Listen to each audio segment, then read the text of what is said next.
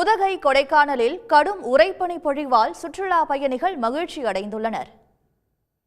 உதகையில் இன்று காலை வெப்பநிலை 0 டிகிரி செல்சியஸாக பதிவான நிலையில் அதனை உறுதி செய்யும் வகையில் எங்கு பார்த்தாலும் வெள்ளைக்கம்பளம் போர்த்தியது போல உறைபனி காணப்பட்டது.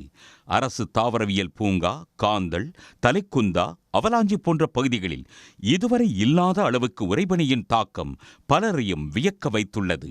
தலைக்குந்தா பகுதியில் அதனை காண ஏராளமான சுற்றுலா பயணிகள் குவிந்த நிலையில் வனத்திற்குள் சென்று அவற்றை அனுபவிக்க வனத்துறை தடை விதித்திருப்பதால் அவர்கள் ஏமாற்றமடைந்தனர். காஷ்மீர் குரு மணாலியில மட்டும் பார்த்துக்கிட்டு இருந்த ஸ்னோ இப்போ நம்ம ஊட்டிலேயும் வந்திருக்கு. எங்கே பார்த்தாலும் எல்லா லேண்ட்ஸ்கேப்ஸ்லேயும் ஒரே ஃபுல் ஒயிட்டாக தான் இருக்குது. ரொம்ப ஃப்ரீசிங்காக இருக்குது. மார்னிங் 6:30லேருந்து இங்கே இருக்கும். இப்போ சன் வந்ததுனால கொஞ்சம் கம்மியாக இருக்குது. இங்கே 10 டேஸாகவே இந்த ஸ்னோ ஃபார்மேஷன் இருக்குது. பட் 2 டேஸாக வந்து போலீஸ் வந்து இங்கே ரெஸ்ட்ரிக்ட் பண்ணியிருக்கிறதுனால உள்ளே இறங்கி பார்க்க முடியறதில்ல. இதேபோன்று கொடைக்கானலிலும் உறைபனியை காண சுற்றுலா பயணிகள் குவிந்து வருகின்றனர். நீர்நிலைகளை ஒட்டிய பகுதிகளில் உறைபனியின் தாக்கம் அதிகமாகி இருந்தது. காலையில் வாகனங்கள் உள்ளிட்டவை மீது உறைபனி படர்ந்து ரம்மியமாக காட்சி அளித்தது. செம்ம சில் கிளைமேட்.